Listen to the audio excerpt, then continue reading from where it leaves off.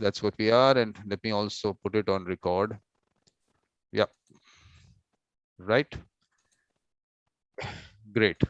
So Orit, nice meeting you again, and nice of you to be part of the symposium. Looking forward to your insights. And of course, like always, you have to introduce yourself and take it from there. And I come in when you want me to come in. Great. Thank you, Vikram, and good morning, good afternoon, and good evening, everybody. As an ex-commercial attorney, a full-time mediator for more than 2 decades, and after mediating more than 5,000 conflicts, I don't wish to waste time presenting myself, as the stage should be kept solely to the major actor of the symposium, to the mediation process itself. There is so much to say about mediation worldwide and within my home country, Israel. So I'm going to start right away. I'm a great believer that mediation is a terrific dispute resolution tool, but I also strongly believe that mediation is not just a dispute resolution tool. Mediation is an effective business tool. It can serve as a relationship game changer, and moreover, mediation is a social tool. We all mediate in different corners of the world. This symposium, thank you, Vikram, is an excellent opportunity to learn about the similar and different origins and styles of mediation around the globe, about the catalysts for its development in each country, about the unique challenges, and moreover, we have the opportunity to discuss the huge potential of mediation in creating a better world. Yes, I believe that each of us mediators around the world have a role in making the world a nicer place to live in, to influence the way people talk and listen to each other, especially so in junctions of different views or misunderstandings. Each of us can make a small yet meaningful change in the way people communicate their differences. Each of us can and should spread the use of mediation in our own surroundings. You may think I'm exaggerating by using the term changing the world in the context of our daily mediation conduct, but thankfully, in 2021, the vision of creating a social change via mediation is already coming true. The world of dispute resolution has progressed in a tremendous way in the last 2 decades. Mediation is here to stay, nationally and internationally. Nevertheless, there is so much that we can still do, the community of mediators worldwide. We can keep on doing in order to keep the momentum of mediation and assist in realizing its potential globally. We are all kind of dreamers of making a better world. By mediating, we all walk the walk and talk the talk. And when we mediate, we have a dual role. On one hand, assisting parties to resolve a conflict. That's why they came to us. Additionally, when conducting a good process and a positive experience for the clients and lawyers, we create a new team of supporters to the notion of amicable solutions. From then onwards, the new team members can themselves spread the benefits of mediation, of using mediation to wider circles. And yes, this is happening on a daily basis. Vikram, I was asked by you to talk about mediation culture in my home country, Israel. And I'm going to do so by sharing my personal experience as a private mediator. Although I mediate international parties as well, in this lecture, I will concentrate only on my experience with Israeli parties. Through this story, I intend to expose you to the cultural dimensions of mediating in Israel. Before addressing the cultural, professional, serious issues, I wish to tell you a few things that you may not know about Israel. Israel is relatively small in size, approximately 22,000 kilometers. It is similar to the size of New Jersey in the US and 30% smaller than the size of Belgium. Israel is the home of the lowest point on Earth, the Dead Sea, which is located 1,315 feet below sea level. Before you plan your visit to the Dead Sea, you should be aware that because of the high percentage of salt in the water, it is not possible to swim in the Dead Sea, but one can easily float away in the water whilst enjoying the wonderful view and the good minerals in the water. Speaking of water. Cheers. Yes, cheers. Good morning again. It's 7:45 in the morning here. There are many products that many of you use daily, many of us use daily, that were invented in Israel.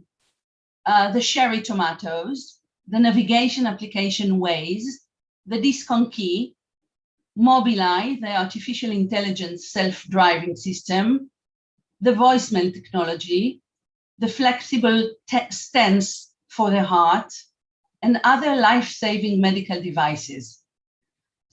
Also the firewall, the original protection against malware, and the ICQ, the first instant messenger. So speaking of innovations, Israel is referred to as a startup nation. And I am sure you will all agree with me that creative minds may turn very useful in mediation when seeking for innovative and out-of-the-box solutions. Israel holds a record in birds hospitality, as every year 500 million different migratory birds pass through its borders. Talking about record in Israel, the exceptional data of immigration and of diversity is not kept exclusively to migrant birds. Relative to its population, Israel is the largest immigrant-absorbing nation on Earth. I wish to give you now some more details about the population in Israel, which is highly relevant to understanding the culture of mediation in Israel. Israel's population was estimated in 2021 of 9,400,000 citizens. Approximately 79% of the citizens are Jews, 20% are Arabs, of which the majority are Sunni Muslims. Some are Christian Arabs. There is also a Druze community and a relatively large Baha'i community as well, and at least 10 more other minority groups. The data about the diversity is only just beginning. Israeli Jews are far from being a homogeneous group. The Jewish population in Israel is from 70 different cultural origins, from Eastern Europe, Western Europe, from Middle Eastern countries, African origins, Anglo-Saxon countries, and some came from Asia. The majority of the Jewish population is not religious. There is a large religious group that follows Jewish traditions whilst being fully integrated into modern society, and also a smaller minority of ultra-Orthodox. Overall, the Arab religious minorities are more religiously observant than the Jewish population.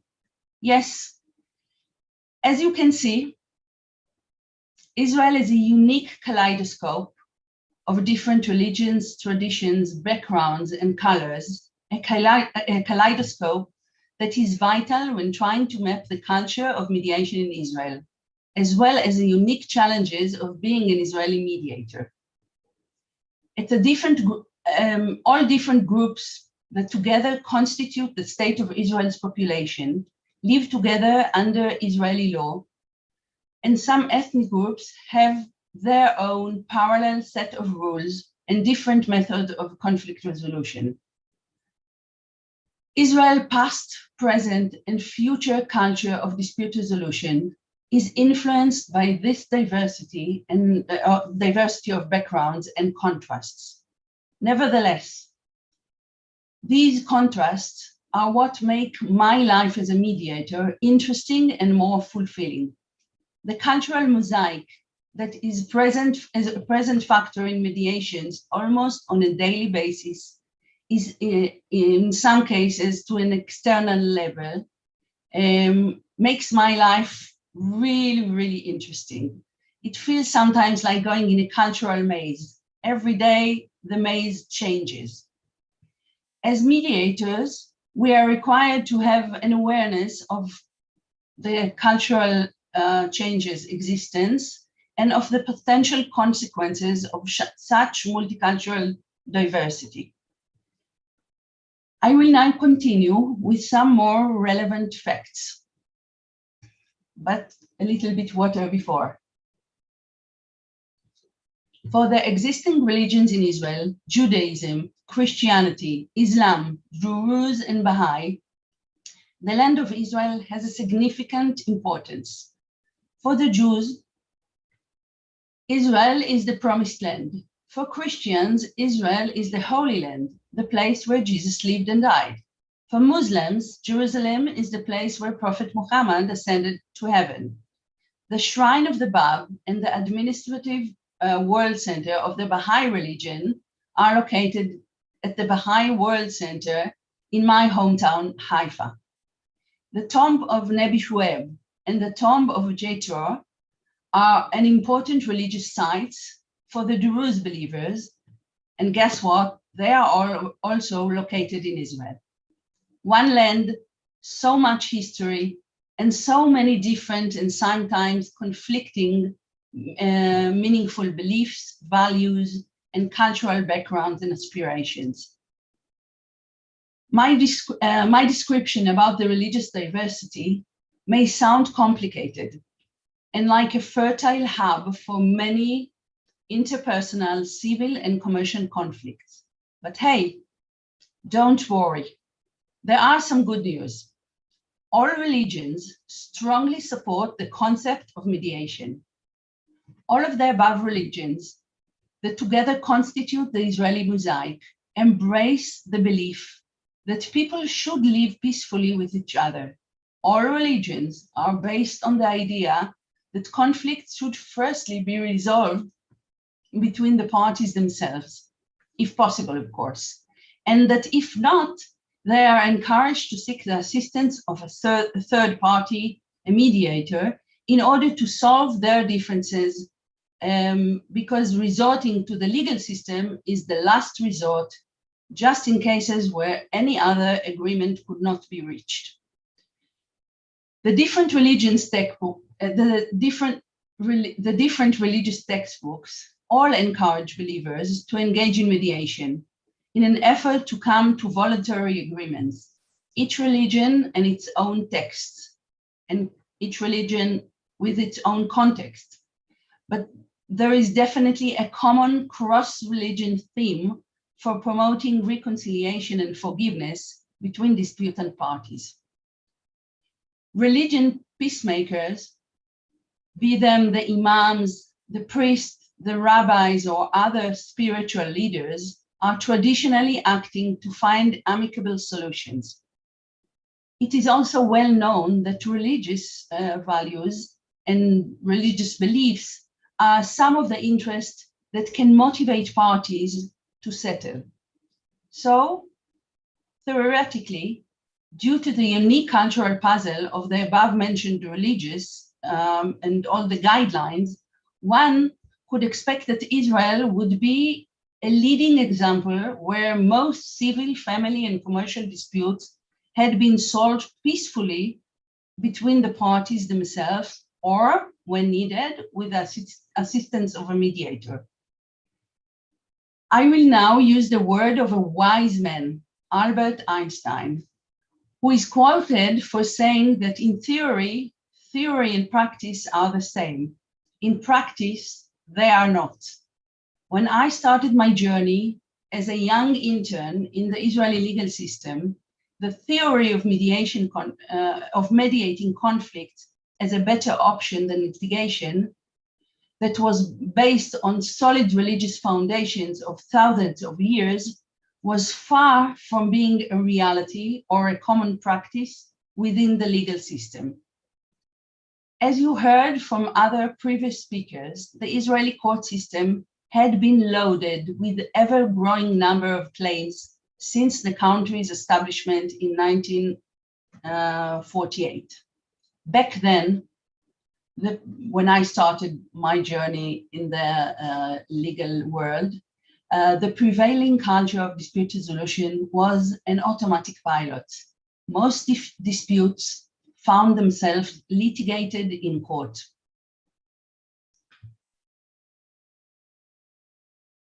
In order to connect the notion of mediation as established in the religious textbooks to the real life and to the modern legal system, and in order to make mediation a common practice in daily personal and business life, some extra effort was required.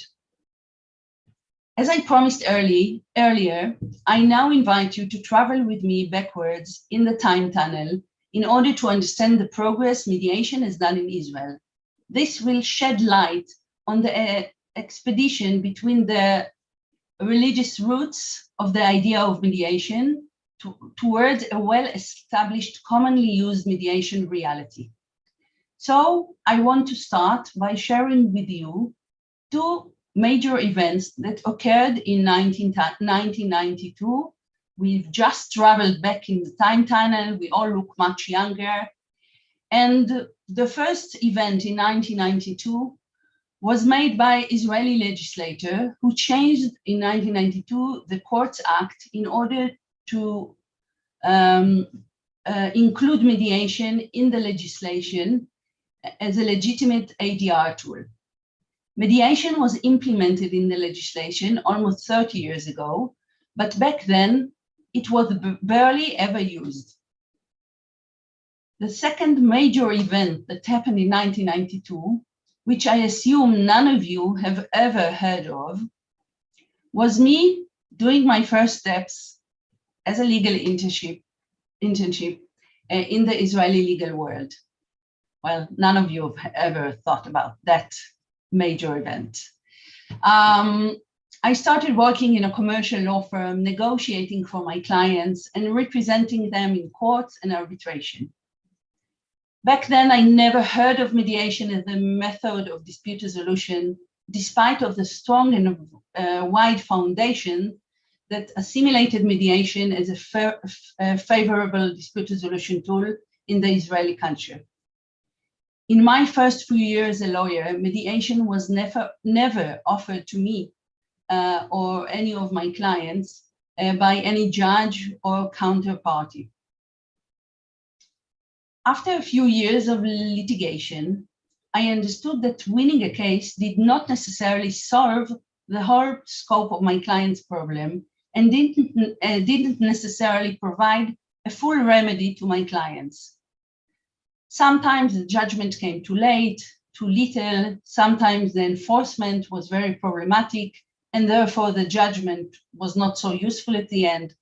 Sometimes the effort and money spent whilst being in court caused damages to the clients in other frontiers, such as public relation, financially, business-wise, and in such ways that the balance between winning on one hand and suffering losses, costs, or damages on the other hand was not in favor of staying in court. So after a few years of litigation, I reached two conclusions. One, courts are not a natural arena to make business or manage relationship from any kind, business or personal. That often, the second conclusion is that oftentimes parties go to court seeking for legal solutions for non-legal problems. That doesn't make sense. And indeed, in 1999, I was looking for a change. I was looking to reinvent my practice in order to be more accurate in my professional daily doing, to have a more meaningful work suitable for my values, suitable to my new vision as a lawyer, and more practical for me and my clients. Back then, there was a tiny group of dreamers, mostly lawyers, that wanted to make a difference and to change the way people address conflicts. I decided to become a full-time mediator in order to bring my clients smarter, more effective, and full-range solutions to their problems. And indeed, in 1999, I represented the last client in court.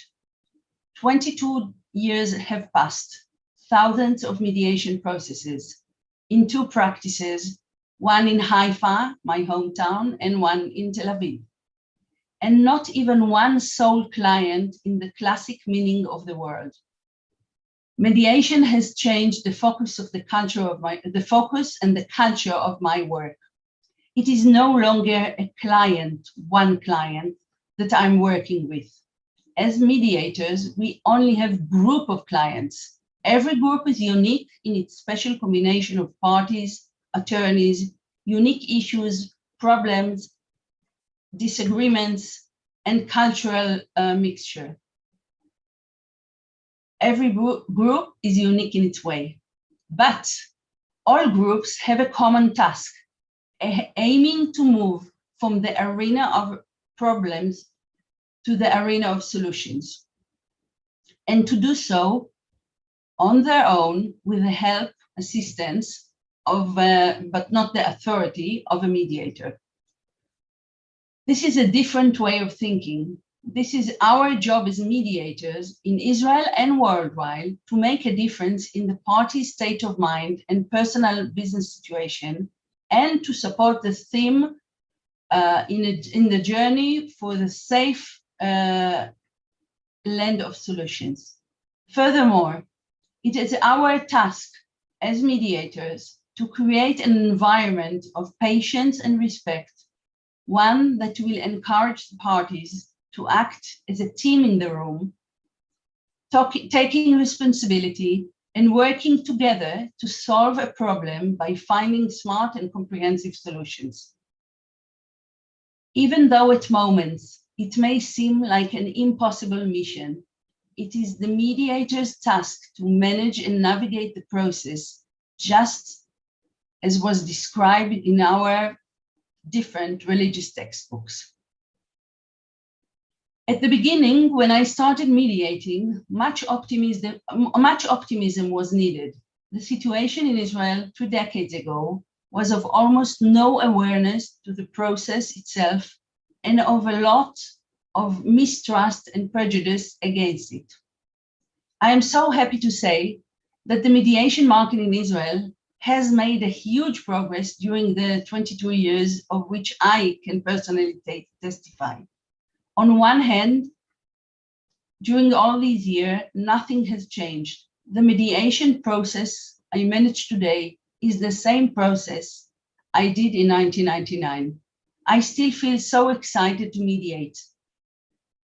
I still find myself overwhelmed very often in those magical moments that occur in the room, when after a long conflict and deadlock situations, suddenly a burst of fresh air, energies, and ideas enter the room and enable the parties to start working together on an agreement, overcoming the disagreements.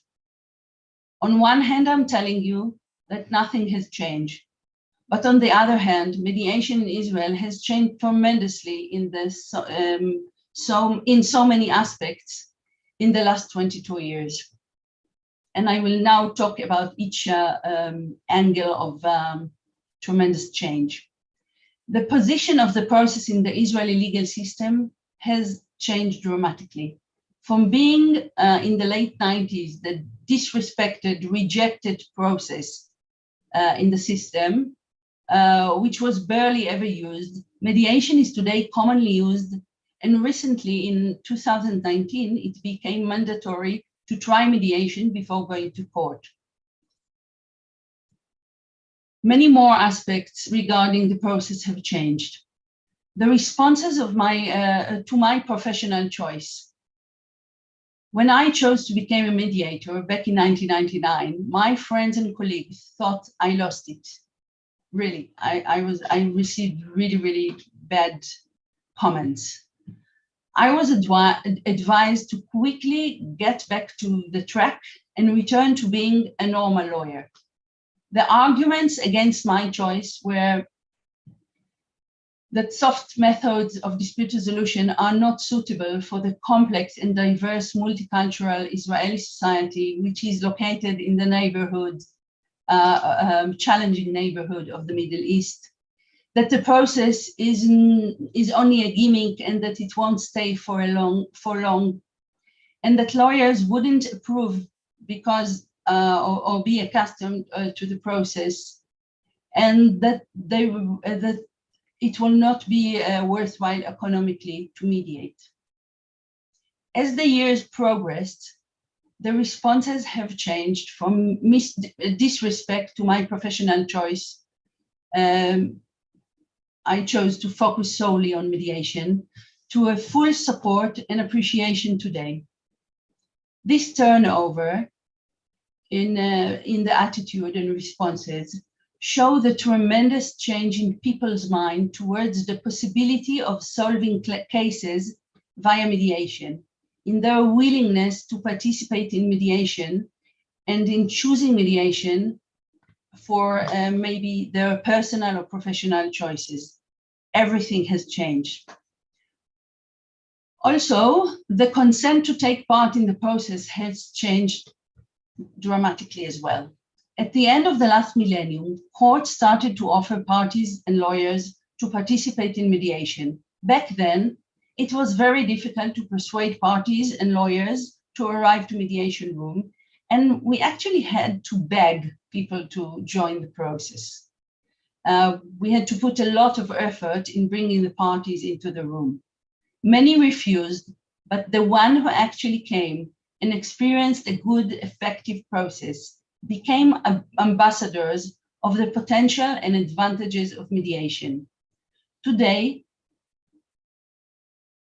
and for many years now, parties and lawyers voluntarily choose to apply to and participate in mediation. They choose the mediator, the one they trust, and they do so not because somebody told them to do so, but because they choose to come to mediation.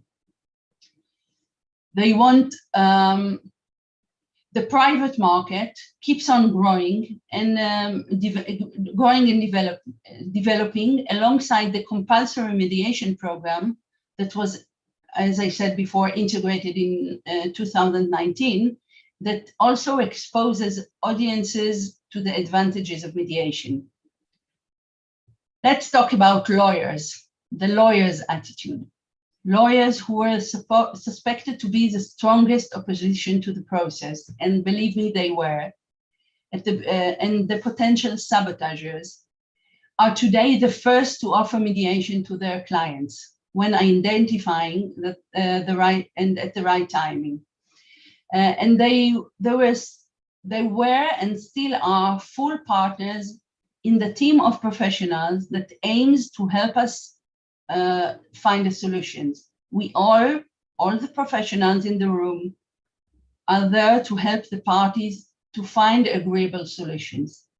In mediation, each lawyer has a double task: to keep his or her client's best interests, and at the same time, to help finding an ultimate solution for the parties together.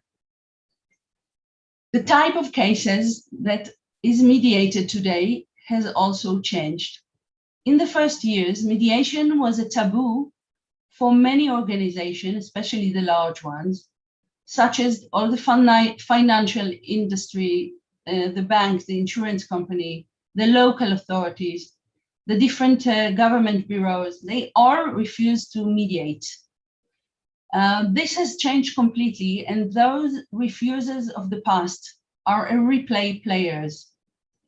Most civil, family, and commercial cases are mediated these days, and it is not only small cases, but also mega in value cases and multi-party cases.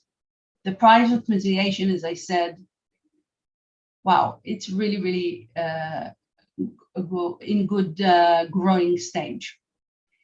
The timing of initiating mediation has already gone a major way. At the end of the 90s, no one asked for mediation before the problem became major.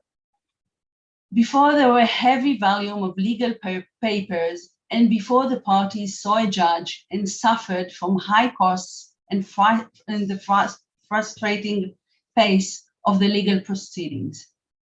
This is no longer the case. The average timing for applying for mediation has shortened. The rule of thumb now is the sooner, the better. And this is true in the private market and of course in the mandatory proceedings.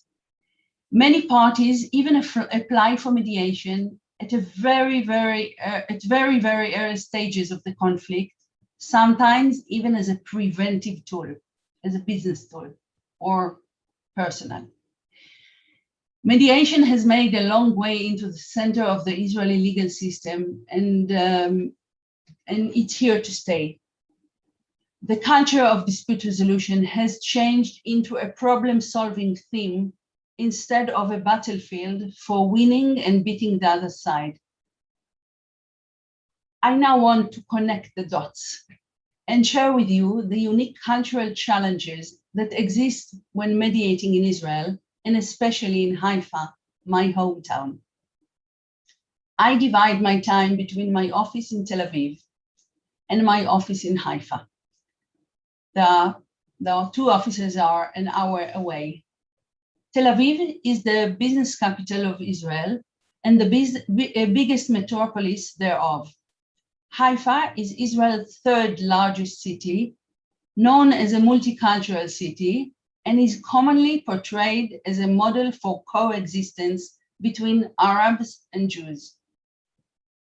Working in such a complex and unique cultural environment, and especially when mediating in my office in Haifa, I often have the challenge and the great pleasure of mediating mostly commercial disputes between multicultural parties, Arabs and Jews, Christian Arabs and Muslim Arabs, ultra-Orthodox and non-religious, new immigrants and native Israelis.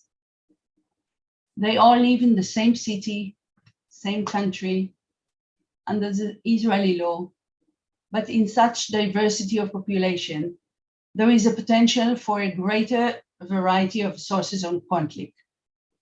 Each group has different system of values, needs, beliefs, perceptions, traditions, and behavioral patterns. Some of the ethnic groups have their own parallel set of rules and different methods of dispute resolution. I can tell you many stories about multicultural mediations, and many of them start as a beginning of a famous joke. A group of executives, Christian, Muslim, and Jews, and a Jewish one, enter a mediation room to try and solve a commercial problem. It may sound like a beginning of a joke. Usually they enter, in the jokes I know, a plane, but I don't know. They enter a mediation room in this story. It's not a joke for me because it's my daily life as an Israeli mediator, and I assume that many of you have similar challenges in your own practices. It is this diverse multicultural mixture, if this diverse multicultural mixture does not sound complex enough, one must take into consideration that during Israel's 73 years of existence, Israeli citizens suffered wars and major threatening events quite often, with its citizens regularly exposed to violence, stress, and dangers, raising issues of mistrust, especially affecting relationship among different ethnic groups. In such cases, the task and potential of mediation is greater and wider. And when finding a common ground and reaching solution the added values and benefits of the multicultural parties are much greater. Mediation in such cases has an enormous potential above and beyond solving the commercial dispute itself. Such mediations are super challenging as there is an extra hidden layer in the conflict, a layer that has to be revealed in order to confront the commercial problems themselves. Once the hidden multicultural layer is unveiled, and as long as it is approached carefully, in the right timing and in the right attitude, of course, by a professional mediator, the added value in reaching a solution is greater for the disputant parties and for the society they live in. These agreements are creating a proof that cross-cultural differences should not prevent parties from reaching agreeable, peaceful solutions. Agreements reached by parties in such processes serve as ambassadors for the possibility to resolve disagreements through a peaceful dialogue instead of violent, aggressive means. The parties to such agreements are part of a growing community that appreciate the benefits of the dialogue and are able to use their new understanding and skills in other occasions. These wonders of mediation are relevant to all areas of conflict, but are mostly important in cross-cultural mediation when the disputant parties are of diverse cultural backgrounds and where the depth of the dispute may cause wide social damage if not handled properly. The cultural roots and various dimensions of mediation and multicultural mediations may sound like a secluded or marginal topic, but in the 21st century, in the era of the global world, many open borders and growing number of online negotiation and transaction, there are a high percentage of conflict, whether commercial, civil, or personal, whether national or international, that involve parties that reside in the same country or in different ones and have different cultural backgrounds, norms, values, that all influence the way they feel, negotiate, and make decisions. Once again, I want to emphasize mediation has become an effective, commonly used method of commercial and other dispute resolution, despite of Israel's complex and multi-layered society. Such a progress is a proof that in multicultural societies, many disputes can properly and effectively be solved when the cultural issues are carefully and professionally addressed. Mediation is the magic wand and the most effective tool to uncover and solve the many layers of commercial or other disputes between parties of different cultural backgrounds. And it is also an effective tool to change the paradigm and create a better world. It's in our hands, my friends, and we can make a difference. We shouldn't miss the opportunity. I cannot conclude my talk about cultures of mediation before raising a question that I'm thinking about in the last few days about the effect of the pandemic and the Zoom on our culture of dispute resolution worldwide. Has the pandemic done good or bad to the mediation profession worldwide? Did the Zoom create a new mediation culture? Are we mediating in a more similarly lately or not? Did we stay with our own styles that were existing before Zoom? Did the Zoom influence us differently in different corners of the world? Well, I'm still thinking about it, and I think this question is a good timing to stop my lecture. You have been very patient, thank you. And I would like to open this for a discussion. Thank you, Orit. Thanks a lot. You've taken us through a lot of history. I think your history is important. that you took to it so early. That's a mindset thing. I'm telling you, or it's a mindset thing. Everyone doesn't go through that. And luckily it has developed in Israel. The private practice has developed. That you have to take us through, because that's a challenge in most countries. So how that happened, please take us through that stepwise, maybe, or whatever. Can you repeat that? Yeah, I mean, private practice, as you've seen, it has developed in Israel, which is a challenge in most countries. So if you can take us through, because you've been looking at it for so many years, how it developed, how the lawyers came into the picture, is it a good thing they've come into it, all that. But because private practice is my focus, because I want that to develop for mediators. So, well, I think that the secret is believe. You have to believe in the process. You have to believe in the ability of the parties to join the process.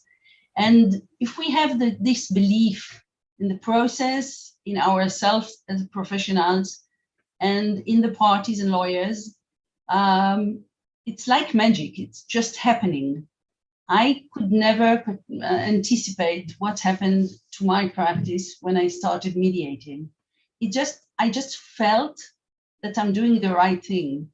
And each mediation brought other mediation. People were really happy about it, and lawyers became happy about it, and they brought more and more cases to mediation. And then new lawyers were exposed to that, and they kept, and they started bringing their own, and that was growing by the years. And it's just good work, good mediation work, and belief and spark in the eyes, and it's happening. But we need patience for that. It wasn't like that at the beginning. because I tell you what, you are saying that. For me, how I look at it is, of course, the user has a good user experience, which you have shown. But from the lawyer's perspective, I always feel that they're going to come in only when they see money, as clear as that. And I see that happening only when their clients push them. You are saying they've told the clients, so that's a very good thing. So if they're doing that and they're actually themselves wanting to do it, is it because of the money or they believe in the process? That we'll see. Because I always give the example of the US, that in all these years the private practice has not developed the way it should have. It is the lawyer driven process, goes to courts. It seems to be a court driven process, because if 100 million cases are filed in courts and they say 90% get settled before trial, but they're still going into court. So that, I think, by itself, we need to, I think, I mean, most countries, you're saying it's happening, damn good, I'm happy about that.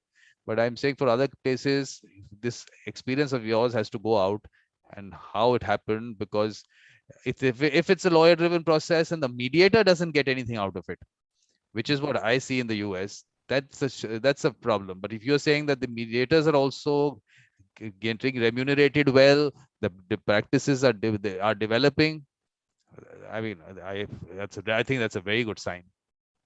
Okay, so I'm not from the US, so I'm not the right person to answer, but I will say what I know. I have a lot of friends that have amazing practices, private practices in the US, and I think that there is a big private market in the US. That's what I'm aware of. But I will talk about my own experience with lawyers. I think that once lawyers understood that, they want the clients to come back in the next case, in the next deal.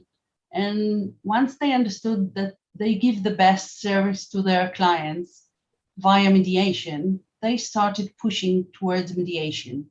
It's not that they lack, that they get less money because of that, because if you are a smart lawyer and you know how to make an agreement with the client in a way that if you bring a very efficient and quick solution via mediation, you get really good money, maybe not the same like as suffering 10 years in court, but then you have more time for other clients and for other transactions. So lawyers come to mediation because it's worthwhile to them financially, to their clients in every aspect, and then it's for everybody's benefit to use mediation. Lawyers do not get less money or because of mediation. And they are the bigger supporters of the process these days. Most of my cases arrive from colleagues around the world that think this is the best service they can offer to their clients.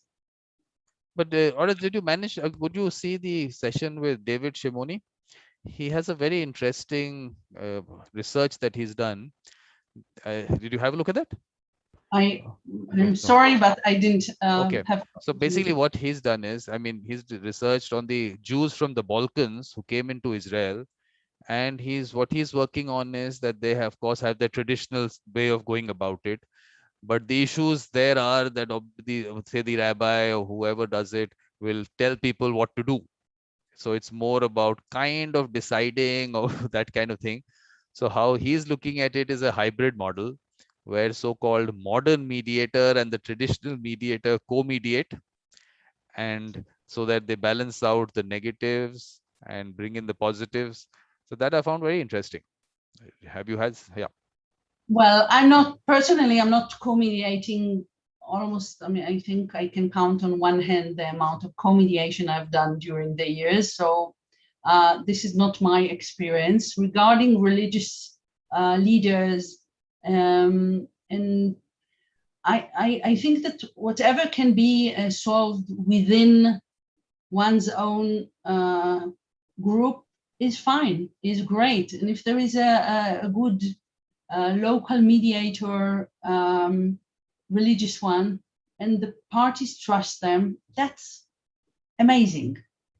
Because the best thing to do is to choose the right professional that can help the parties. I find myself sometimes mediate only Arab parties. I'm the only non-Arabic speaking person in the room in these mediations. They come to me because they want to seek my help.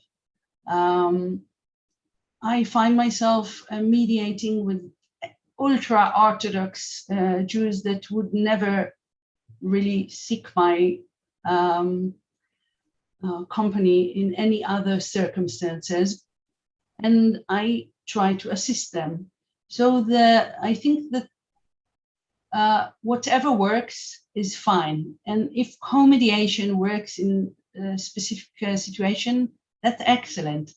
For us mediators, if we feel comfortable in the mediation room, that's very, very important.